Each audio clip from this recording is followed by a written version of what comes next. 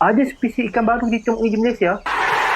Hai, saya Acap. Hari ini kita bercakap tentang spesies ikan gobi terbaru di Malaysia. Spesies ni diberi nama saintifik Auloperia cerulostelata. Ia ditemui di Selat Melaka, lebih tepat sekali di kawasan Pulau Pinang oleh para pengkaji yang terdiri daripada Yu Yang Tan, Sylvester Lavoie dan Karuniza Mat Zain. Pengenapastian spesies ikan tersebut dilakukan berdasarkan beberapa kumpulan ciri. Ciri-ciri tersebut merangkumi seperti kiraan sirip posterior kiraan sirip caudal, beberapa jenis kiraan sisik, serta bilangan 3 hingga 5 barisan irregular bintik biru di sisi dari tengah hingga atas bahagian badan ikan tersebut. Morfologi ikan gobi dari spesies Auloperia cerulostelata ni hampir menyerupai saudara spesies terdekat dia iaitu blue spotted gobi, Auloperia cyanomys. Cuma beza kedua-dua spesies ni adalah Auloperia cerulostelata ni ia mempunyai